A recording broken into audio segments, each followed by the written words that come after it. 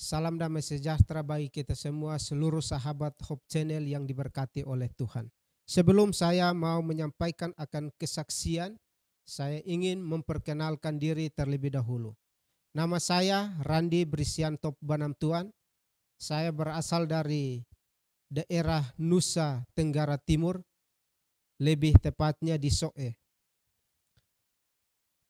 Pada saat ini, saudara-saudara, saya ingin membagikan akan sebuah pengalaman hidup atau kesaksian hidup yang saya sudah rasakan bersama-sama dengan Tuhan.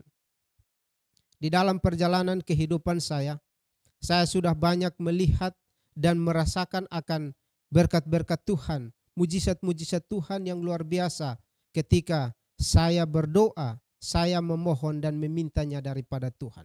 Salah satunya adalah ketika saya berkomitmen untuk berangkat dari NTT untuk menuju ke Sulawesi Utara untuk menempuh akan pendidikan di tempat ini. Waktu saya berangkat dari NTT, saya tidak ada uang. Saya berasal dari keluarga yang kurang mampu. Saya meminta bantuan kepada orang tua saya. Tetapi jawaban orang tua saya adalah kita tidak punya uang. Waktu itu uang tiket dari NTT ke Manado 2014 adalah 2 juta. Saya berdoa bersama dengan orang tua saya. Dan besok paginya, puji Tuhan, saya boleh dapatkan uang pesawat untuk berangkat dari NTT menuju Manado. Saya dari NTT menuju Manado, saya hanya membawa uang pesawat. Tidak ada uang saku sepeser pun yang saya bawa. Hanya pakaian dengan berkas-berkas dan diri saya. Ketika saya sampai di Sulawesi Utara, di Bandara Samratulangi, saya berdoa. Saya meminta Tuhan, saya sudah berada di Sulawesi Utara. Tolong bantu saya tidak punya uang untuk menempuh pendidikan. Ketika teman saya sudah menjemput dari bandara ke Universitas Kelabat. Ketika menginjakan kaki pertama di gerbang Universitas Kelabat, saya berdoa di dalam hati, Tuhan, saya sudah masuk di dalam sekolah Tuhan. Saya tidak mau pulang ke NTT sebelum saya sukses. Dan luar biasanya saudara-saudara, 2014 saya labor full selama 1 tahun. Labor saya pertama di ground. Jam 4 saya sudah bangun untuk labor di ground. Jam 5:30 saya sudah harus menyiapkan diri dan mobil keperawatan untuk mengantar perawat-perawat yang akan praktek di rumah sakit di Malalayang, di rumah sakit Advent. Jadi pekerjaan saya sangat full dan membutuhkan kondisi tubuh yang harus sehat. Dan puji Tuhan saudara-saudara, selama 1 tahun saya bekerja sebagai student labor dan juga sebagai driver di Fakultas Keperawatan. Saya tidak pernah mengalami sakit sampai tahun 2015 saya masuk kuliah. Saya masuk kuliah di Fakultas Filsafat. Sejak saya mendaftar sampai menempuh pendidikan, banyak tantangan hidup, banyak masalah yang saya hadapi di dalam perjalanan pendidikan saya.